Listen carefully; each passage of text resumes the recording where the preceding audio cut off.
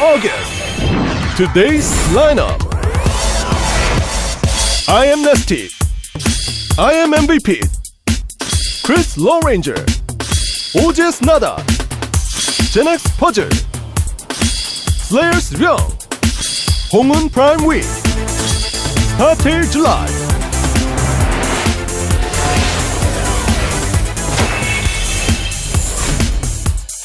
Let's get it started. Let's get it started. All right, guys, welcome back to GSL August. I am Wolf, and with me is Doa. That's right. Tastosis is on a plane right now, probably. They should still be on the plane to MLG. So yes, they took like a crazy plane that's like cheats reality. Well, Tastosis might have like a hypersonic space plane. They like just go into orbit a little bit and then come down, and it gets them there in half the time. They actually rode down on a mule. That's probably true. MLG had 50 energy and they sent them down.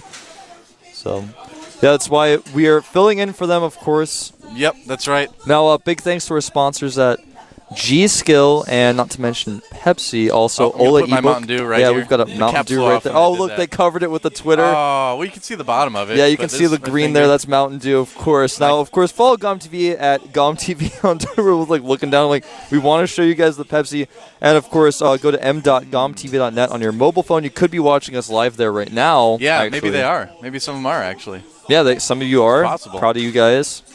My cap flew off when I moved my Mountain Dew bottle. I was just so excited. Just like throw pop all over. Like switching on, like you can't drink Mountain Dew anymore. You have to drink Pepsi. I don't know, man.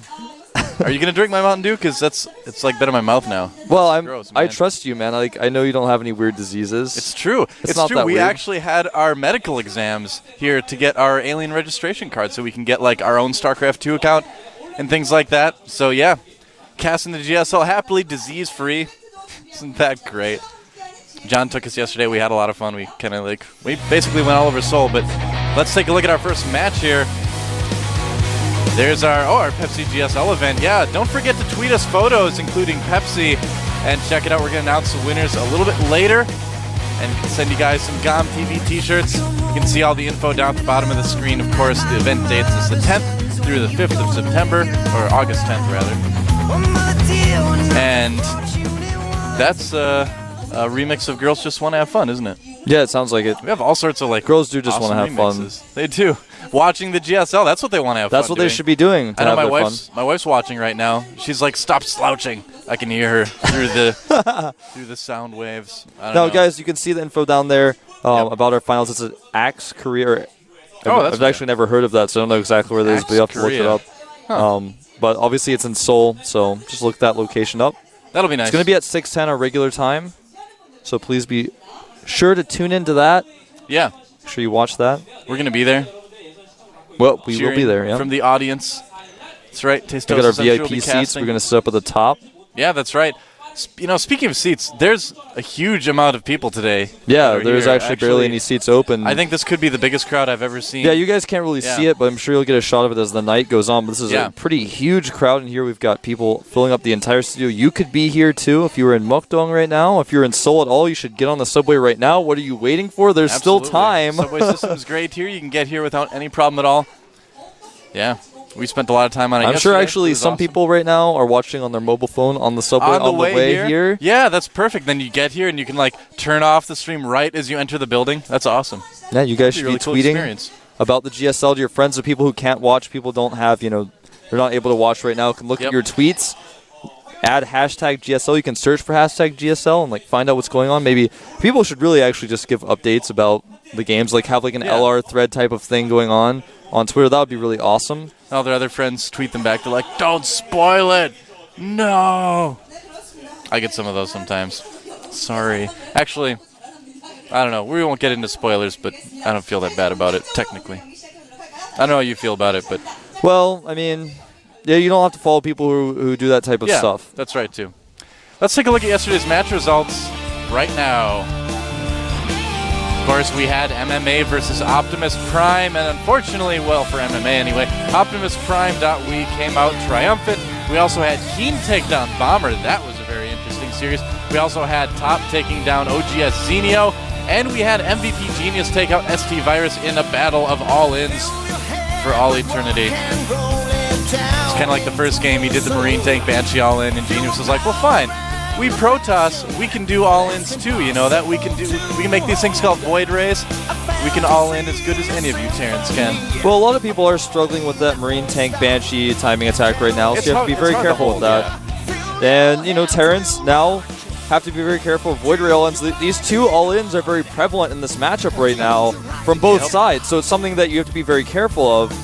So here's today's matches, of course. Nestee versus MVP, Huck versus Nada, and then later on, Puzzle and Ryung battling it out, and Hongen fights July. So there's no one in this list who isn't awesome. Yeah. No one at all, actually, in that list that's not awesome. This is actually one of the best days of Code S I've ever seen as far as like match setup goes. We were talking to Mr. Che before the cast, and he was like, best day ever. It's the best day ever. It is the best day ever. You might be right, Mr. Che. If it's your birthday day, happy birthday, firstly. And secondly, aren't you glad it's the best day ever on your birthday? Yeah, that would make it. Actually, that's the only thing that would not make it the best day ever if it wasn't your birthday and this day of Code S at the same time. Yeah. Yeah. It's like also your wife's birthday or something. You have it's your both birthday. I mean, we could keep going. I mean, the day could get better, I suppose, maybe, but for normal people, it's the best day ever right now. Like Cersei and Jaime Lannister are watching the GSL. It's both their birthday because they're twins. They're all excited about it. I keep forgetting about Game of Thrones because I haven't watched it. I didn't read, I'll be honest with you guys, but I watched it. No, I didn't read it. You watched it, right? Yeah, I watched it. Okay, good. I'm rereading the second book right now, but actually I took a break from that. I'm reading Edgar Rice Burroughs' The Princess of Mars at the moment. Princess of Mars? Yeah. They're doing a movie version of it that's coming out next week. Are there actually like alien species that exist, or and is there a princess and things like that? It's like a 100-year-old sci-fi novel. It's actually really good so far. Yeah. Well, that's interesting, yeah. It's a classic, and I've got a feeling that today's matches might end up being classics as well. They just might. Yeah. I mean, we've got, of course, Chris Loranger, however you want to say his last name.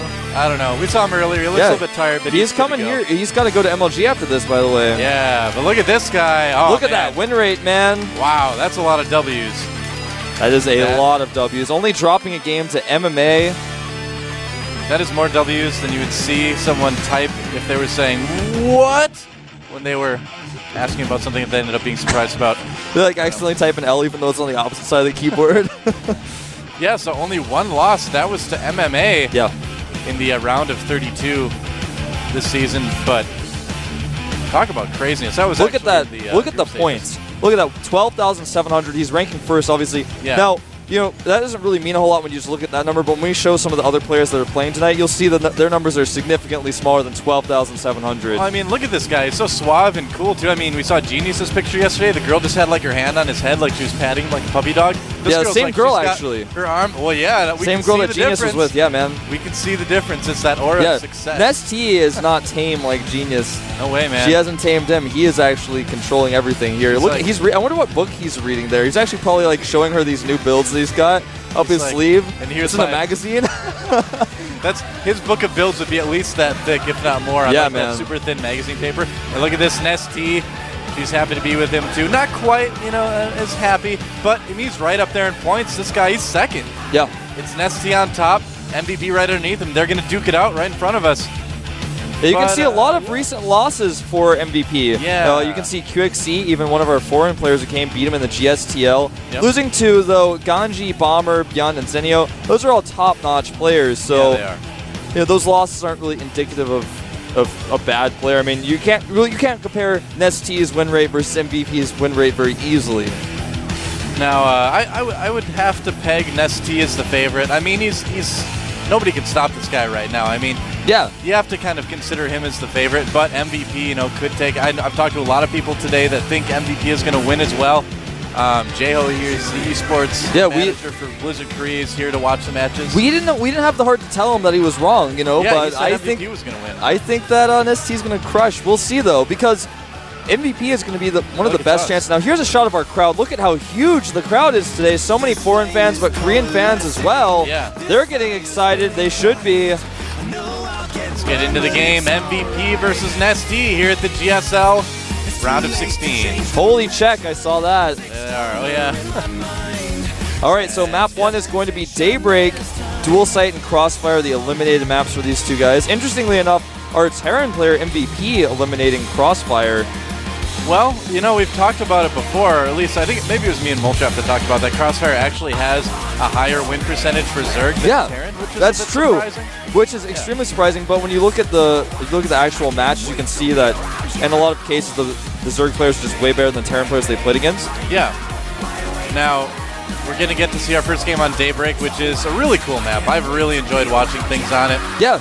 Almost every single map, or game we've seen on this map has been an incredibly long, exciting game. Well, the longest game ever in the GSL was played on Yes, Daybreak very just true. recently, so yeah. We cast that game. We did. in That the was a long GSTL. Go check that one out. It was a TVT. Big shock there.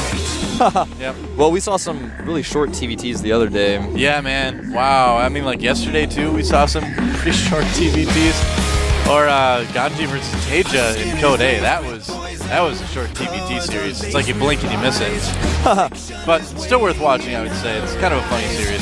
Yeah, it is pretty funny. I definitely recommend watching that one. So, our countdown starting, Doa. Oh, boy. I'm so excited about these games today, Wolf. And they're spamming the chat. They're getting ready. The map is loading. I am Wolf. With me is Doa. NesTea versus MVP, two giants of the GSL. Who's going to take game one? Let's find out. Let's find out. Let's find out. In just a second.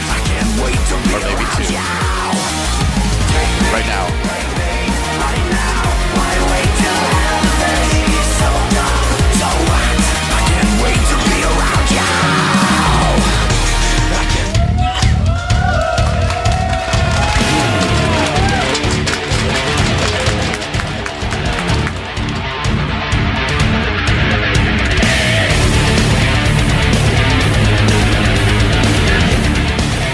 We should wait for that music to start. That'll be our cue. That's our plan. All right, here at the top of the map, we have the most dominant Zerg player and most dominant player in StarCraft 2 right now, named after a sugary, tasty drink. From the Team Incredible Miracle, he is... I am Nestee. She raised her eyebrows afterwards, man. She's like, I can't believe I just got to say his name. There he is. Nestee. Looking very focused. And down at the bottom of the map is an equally scary player in the StarCraft 2 scene. What a lot of people would consider to be the best Terran I player in the world. am MVP. Those are V's right there. That's right. V is for valuable. V's for victory, valuable. Look at all those fans. Look at all those signs. That's right. Oh, Ooh. barracks being hidden down on the low ground. That's the here. first barracks, of course. Yeah. Now Thanks we may to- see a second hidden barracks as well. I think you're right, actually. It's looking like it since he is seeing that second SCV over there. Certainly Interesting is. location to proxy the barracks. It's, of course, going to allow him to sort of circumnavigate the middle, go around the bottom, kind of like he's going around South Yeah. America and then going over there. It's like finding the sea route to India. You have to go around down the Horn of Africa, too, and just do that. Yeah, it's. I think most people would expect the barracks to be on the higher part because, well, from a hidden perspective, it's like hard to think about those types of things. But anyway, he's gonna of course send his first SCV. Gonna find out very quickly that Nestee is playing very safely. Actually went extractor first, then didn't mine from it. Huh. That's something that I haven't really seen. Now he's starting to mine Now from it. he's That was a mining. little bit weird. All right. Well, I mean, both of these guys are going to be playing so many mind games with each other, you know?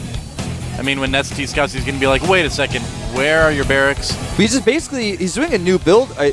He's going for basically an extractor first and then making a hatchery without mining so we get the faster hatchery up, but he's also going to have speed up very quickly. This is a very unique build. I like this. Now, MVP is going to start a bunker here, but there are already Zerglings out, so that's not going to quite work. No, I don't think this is going to be very successful, and the SCVs know it as well. Yeah. They might even want to just make a run for it, too. 6 more Zerglings on the way. MVP not going to be very pleased with that. Yeah. He's not going to really be able to bunker, and Nestee is just playing, again, so safely. He's got an Overlord over that little area there so we can spot when the Marines are running away or if they're not. Well, it seems like Nestee is making just the right amount of Zerglings, too. You know, we see a lot of players just overreacting, like, I must turn every larva into a Zergling right now. But Nestee, of course, not doing that, starting to make some drones again. Command center being made for MVP.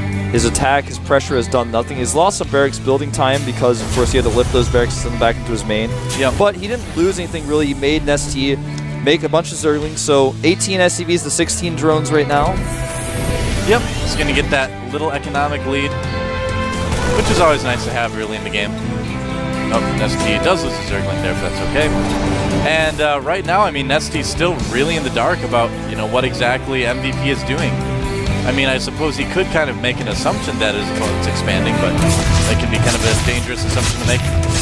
SCV, we'll see the one gas, but that is about it. Yep, and so Zergling Speed's about to finish. Very interesting timing on that, because he went for the fast gas and didn't use it for a minute. Yeah. And, but anyway, it's not going to really come into play that much. Of course, MVP is already hidden back into his base. He's going to get that map control now, but it's an interesting concept of getting the gas first and then making the hatchery. Well, do you think it was maybe a mistake? I don't think it was a mistake. I think that what Nestee was trying to do was have the opportunity to get that Zergling Speed up faster, but also want to make the faster hatchery. Cut drones for a minute. Didn't mine off of that gas, made the hatchery, and then started mining the gas. Yeah, that's really interesting, actually. I'd be curious to see if there are any more games out there where people have done that. I don't think I've seen one, but I'm sure there's possibly a few. Really fast third for Nestee. And, you know, every time I say really fast third for a Zerg player, I feel like it's becoming more and more common. It is, because we have these larger maps. Yeah. On a map like Steps of War, for example, you would have never imagined to see a third base like that fast. Now, things are changing here at the GSL and in Starcraft in general. It's a circle of life, Wolf. Yeah, it is. And it moves us all. That's basically what I told my friends about when, you know, I was younger. Well, MVP's making a fast third command surge. I want to mention that as well. Yeah. So he's going to have three command surges inside his base. Going to give him a lot of mules. He's going to start moving his first down. And as I was saying, when I was younger, when I played StarCraft, my friends asked me, what's your favorite thing about StarCraft? And I said, well, it trends. There are different things that change over time, and for a while this type of build becomes popular, then another build comes out that's strong against that, and it just kind of trends like that. And then you see old builds come back again. It's just really cool. It's one of the most exciting things about StarCraft to me. Oh, absolutely. I mean, that really sets it apart from a lot of other esports too, where in a lot of other games it's like, this is the most efficient, best way to play, and so you do it that way. Whereas in StarCraft, it changes because there's not just the best way to do something, it's the psychological aspect of what goes into it as well, you know? And there's always something smarter that people can think of. I mean, this happened in StarCraft 1 and StarCraft 2, and it will continue to happen. Oh, yeah. I mean, it's funny because StarCraft 2 is so new. It's over a year old now. When you think about how old StarCraft 1 is and Brood War, you think about stuff like this, we're going to look back at this 10 years in the future and go, do you remember that one time when all the Terrans were doing this? And it's just really interesting to think about how we can go back to these times. We have expansions coming out. There's going to be all sorts of new units. Yep. Can you imagine what StarCraft's going to be like? It's going to be great, man. Someday I'll be like telling my grandkids. Back in my day in StarCraft 2, they had this thing called the Reaper. People thought it was bad, but then 6 years into the game, everybody started massing. It was amazing. I don't know, maybe that's just wishful thinking, but we'll see. So some roaches being made right now. Quite a 12 few of for those. Nestee, and that's going to match up just perfectly with MVP's Hellions that are coming across the map. Of course, Blue Flame did just finish for that Baneling Nest as well. So I think Nestee is going to be okay. Yeah, he should be perfectly fine here. Yeah. There are a lot of Marines in this mix as well, but they don't have stem, they don't have combat shields. Look how much damage these Lings are going to do. They're buying the Roaches time to do the real damage here.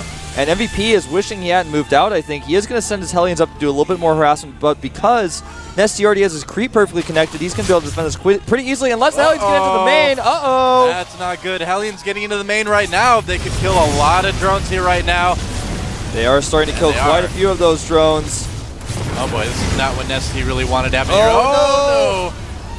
Losing quite a few drones, but the Roach is blocking here. The Hellions not going where the drones really were. He's got 11 total kills right now. Is he going to get another one? He gets one. That's an unlucky Oh, wow, getting so many more there. 15 workers killed in total. Worker count, though, 56 SCVs to 41, or 56 drones to 41 SCVs, excuse me. So he droned up so hard, he still has an army. He's got 14 drones in production right now. Awesome. And because MVP lost a few of his Marines, his attack wasn't very successful. They're pretty much an even footing. In fact, Nestee's actually significantly ahead still. Yeah, you know, in the end, he didn't actually kill as many drones as he really needed to, I guess. I mean, Nestee Sim said he was pretty good. It was kind of making the Hellions look like Speed Racer cars going between the buildings. Exactly. I love Speed Racer, man. Now, this push that comes out here from MVP is a push that you often see after this type of harassment because the Zerg likes to drone up after that. But Nestee still has an army and drones. Yeah. So this push isn't something that's really going to phase him. Now, he has seen this coming as well with his Overlord, but surprisingly is moving a small amount of roaches out here. He needs to pull those back. That's not quite enough. Well, he did pull them back as soon as he saw the army. I mean, the roaches were starting to get a little bit out of position, but I think he'll be okay. Oh, and MVP might just turn around. Nice. I love it when Terran players do that. They just come up and kind of try to scare the Zerg player a little bit, get him to produce some more units, not drones. Try to disrupt the macro a little bit. Yeah, he's just pulling back. He is going to pull back. He needs to take this base. I think he realizes that. The Zerg's been on 3 base for a while. He wasn't really able to punish that. Got to get that 4th base up. Now, interestingly, in most cases, if you're a 3 base Terran against a 3 base Zerg, you feel pretty good. You think, like, pretty comfortable here. But against Nestee, I wouldn't feel comfortable with that, especially given that, he knows that he's got a good amount of roaches out. I would want to take that 4th base before the army gets too scary. I think this is a good decision by MVP. Now, he's moving a small group up to the north side of the map to try to take a fortified position there. I think he wants to stop any 4th base from going up if there is one. Yeah. There isn't, of course, but he's going to try to slowly push forward, protecting the north as he approaches from the west. Yeah, well, I mean, the thing with Nestee is that he's just so good at positioning, too. So he can take a group of units that other Zerg players would have trouble, holding a turn attack with, and make it just crush it. So I think we'll see some of that. A lot of stuff being produced for MVP right now. That is a very long production line. Yeah, it's pretty long. It's like going to reach all the way across the screen. Like, can't even see what's going on in the game. Well, he's going Marine tank, but he's making 2 tanks at once, too, at this point. Right. So he's going to have a ton of stuff. Yeah, he got a very fast 3rd base, and both these players have really been able to do that. Now, Nestee's taking the bottom right base location rather than taking the base to the north because he knows, of course, that MVP would be ready for that. He's taking a base that's far away. Now, interestingly enough, MVP, despite having that fast, even 4th base up, he's made into a planetary. He's still down 30 supply. Nestee has a ton of attacking units. He's getting a bunch of upgrades. He's getting +2 melee attack. He already has +1 Carapace. Oh, and the mutas are out, Wolf. Yeah, the mutas are out. He's started to get some Baneling scattered around the map. I think we're going to try to see some... He's going to try to do some Baneling landmine shenanigans with his mutas pretty soon. I hope so, man. That's one of my favorite things to watch. Love watching the mutas try to bait groups of Marines into Banelings. Works so well in a lot of cases. It'll be interesting to see how MVP, if he falls for it or not. Doing a nice job kind of preventing those mutas from doing any damage there. Yeah, and these mutas might get caught by Marines, and those Banelings weren't burrowed, so that didn't quite work out like it could have. Well, look at that. I mean, I wonder, Burrow's just starting right now. It almost makes me wonder if he didn't have Burrow. I thought he had it much earlier. Oh, SD. What are you doing, man? Got to be very careful about attacking into groups of siege tanks that are well spread. Yeah, well, I mean, the thing is MVP has maybe a few more siege tanks than you would normally have at this point because he's got, he got his 2nd factory relatively early. And yeah, a lot of Nestee's supply is in these roaches that aren't, they're not exactly what you want to have in this situation against Marine tank. Now, this drop over here is going to do a little bit of damage, but maybe, yeah. He's going to make something happen there. Of course, the mutas will clean up the dropship, killing very few units there. Yeah, that drop didn't work too well. Now, Nestee has remained maxed. He's getting an infestation pit right now. Continuing those upgrades, +1 flyer attacks. He's got +2 melee attacks. His burrow, like you said, was a little bit late. I think he may have forgotten that. It's very unusual for him to burrow this late. And he had Baneling scattered around the map. I was like, oh, he's definitely got burrow, but he didn't actually burrow any of them. Yeah, I think you're right. I think he would have liked to have Burrow a lot sooner than this. He's going to have it in a second or two now, at least. Another drop for MMA. Doing, once again, not a lot of damage. Nestee just everywhere. Here comes the big push from MVP. I just said MMA a second ago, but I meant MVP. Here we go. Speedbane's rolling forward here. They hesitate, losing a lot of Banelings, and MVP looking pretty strong here. Yeah, I mean, I feel like Nestee is just kind of like, all right, that's a lot more tanks than I'm used to. I'm not quite sure how to engage something like this, but he's being very hesitant here, and it's allowing MVP to do so much damage to units that he runs forward then retreats with. Yeah, it's resulting in him losing a lot of Banelings that he wouldn't normally need to do. Yeah, and the roaches have taken a ton of damage as well. Well, the other thing too, I suppose, is he could actually be freeing up supply because he's getting his hive. He's probably want to get a greater spire, get some more infestors out. So that could be it too. We'll just say that's it. How about that? The mutas are going to come over here and do a counterattack. Yeah, it's a good amount of mutas, That's quite a lot of mutas. In fact, that's 20 mutas in that little clump. The Thor and the medevac chasing the mutas. That doesn't make any sense. That doesn't happen every day. I don't know. It's an upgrade. Maybe we'll see in the next expansion. Thors can firewall being attached to medevacs. I say why not, man? They're hanging out the bottom. That'd be pretty risky. Losing a reactor here, though, and a few Marines, but the Thor getting massive damage off on those mutas. Yeah. Both players basically maxed right now. MVP got to 200 almost as fast as Nestee did. And he's going to see these banelings, too. Gotta take those out. Yep.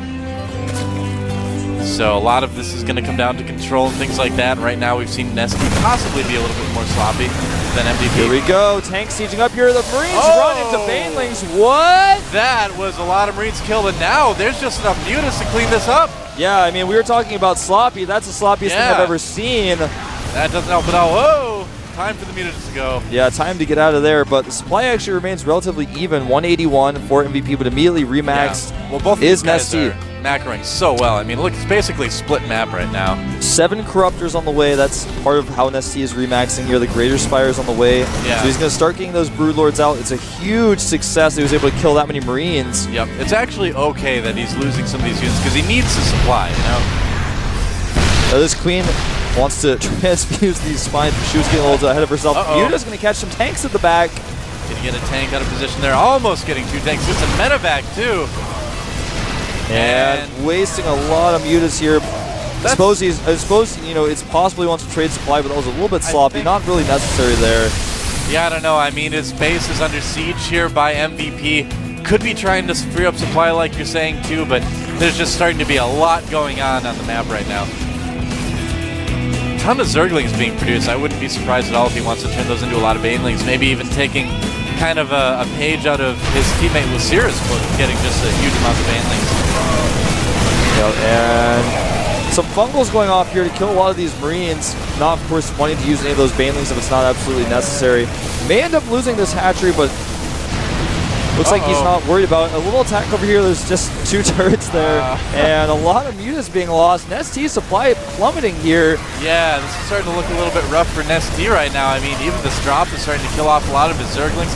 7 Broodlords on the way for Nestee, but he is going to lose that base. Yeah, he's basically down to that base in the middle is the only real full base that he hasn't quite used up yet. It's a small base though, and he's looking rough. I think MVP may be able to just take it here. He's got so many bases up. He's got the top left. He's got the center base. What? Was he just long distance mining from a base that had tons of minerals? Almost looked like he was. Yeah, Nestee really not mining at his 3rd right now either, strangely enough. It's become a very weird game for Nestee. He's got drones just kind of sitting outside of a base that he should be mining at, too. Yeah, Nestee has like no economy right now. Yeah. He's getting basically a 5th of what MVP is getting. These Broodlords are going to do a serious amount of damage as well as these Banelings actually. Yep, Fungal on the Marines, and Nestee still might take this. Professor Broodlord could be very difficult to deal with. That was the engagement that he needed. He needed to win that engagement, and he engaged it so well there. He caught those units. Now, unfortunately for MVP, he doesn't have a very good answer for these units. These Zerglings are going to take on a planetary.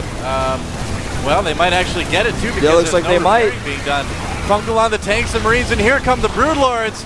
Nestee is moving in right now, but there are some Vikings there doing some damage as well. I mean, he could take it out with the Infestors possibly, but... Well, there's so many Marines left for MVP. He's killing a lot of these units, and the Vikings dying to infested Terrans here, and the Broodlords are really the damage dealers. He's basically just killing MVP's army a few times with Infestors and Broodlords, but the problem is he isn't producing a whole lot right now. Yeah, the Hive might get taken out for Nestee as well. Great Marine split by MVP, and those Infestors just walking to their death. Bungling a little bit, but man, that is a lot of resources to get. Yeah, it's looking like with this massive drop by MVP, he's going to start cleaning up the tech and the main. Yep. Nestee doesn't have a whole lot left. He's trying to actually end the game with this attack, but the fact of the matter is this isn't even all of MVP's army. Broodlord's dying as they morph here, and I got to say it's looking pretty bad for Nestee. Yep, some links coming in right now, and I mean, MVP is still... You know, he's a little bit low on units in his main. He can still produce, so he's got a decent amount of income. These tanks are shelling away at those infested Terrans before they can hatch. Game right now. This is an extremely bizarre game. Now, the Hive and most of the tech in the main base of Nestee has been cleaned up. Yeah. Nestee is literally mining 240 minerals per minute here. He's long distance mining. He's not mining any regular minerals at all, despite having a regular hatchery up. Multitasking failing a little bit here as he tries to decide what to do with himself, but I think it's a little bit too late now. And the Greater Spire will go down. It's not going to be so great anymore. It's looking like Nestee is going to be forced to GG pretty soon. The only thing he was able to really achieve out of all of this was kill kill MVP's army at the front of his base, and also that planetary that wasn't even being used. And now he's got basically no mining. Well, these drops are doing so much damage. Yeah, it's just those 2 drops right there have just killed everything that Nestee has. Yep. There goes the other hatchery, and yeah, I mean 46 supply to 143. I think we can call MVP the winner of this game. Yeah, it's looking pretty conclusive at this point, though. Look at all the Vikings that are out there. They're going to start killing Overlords and whatever they want. Yeah, he's got plenty of Vikings just in case there are any more Broodlords, but no more tech for that, so... Yeah, and Infested Terrans versus regular Terrans with medevac support. Usually, we all know how that goes. The original's always better. The original is always better. The Corruptors are sad. They're hiding from the Marines. GG! Wow. So MVP, you know, looking like he had the advantage all game, and I'd say he did. I mean, Nestee kept up with MVP pretty much the whole time, which is weird. It's strange to see a Zerg player trying to keep up with a Terran, but I kind of feel like that was what we saw. Yeah, MVP always had more bases. Yeah, it was... And he denied the center base, and that's when Nestee lost a lot of ground.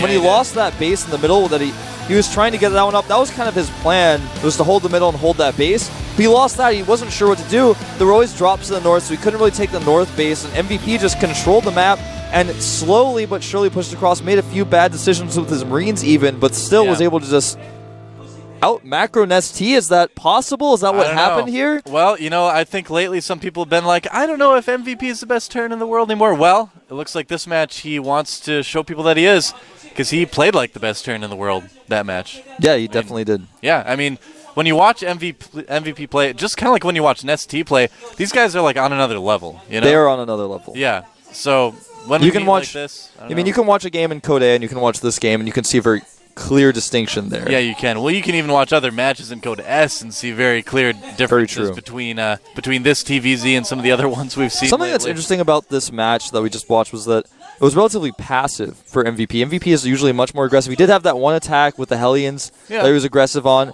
and that attack didn't do that much. And at that stage of the game, Nestee was hugely ahead in supply. He made a lot of roaches, though, and he had to sit on those roaches for a while, and I think that's part of the problem. He sat on those roaches, and he had the roaches in his army, and that kind of made his max supply not as good as it could have been. Yeah, I'd agree. Sitting on a roach doesn't sound like a lot of fun to begin with. They don't look very comfy. Well, the Hydra Roach, if you sit on a roach, if you're the Hydra Roach, which is a new unit that someone named Baller proposed on Team Liquid. The Hydra Roach, you could that's a roach I would sit on. No, you sit on the roach is the kind of like the horse, and the Hydra sits on the roach. I would sit on the Hydra on top of the roach. Oh, you would sit. Oh, wow, you're actually. I would ride. It's like the front of your hair; it just keeps getting taller. I know. It's like my hair gets taller every cast. It's growing. It's evolving. It's becoming. Though actually, I'm gonna start calling the front of his hair the Eiffel Tower of hair because it just gets taller, man. I don't know. Well, this match is gonna get even bigger, like my hair does every cast, and we're gonna move right into the game right now. Nestee versus MVP here at the GSL with Doe and Wolf.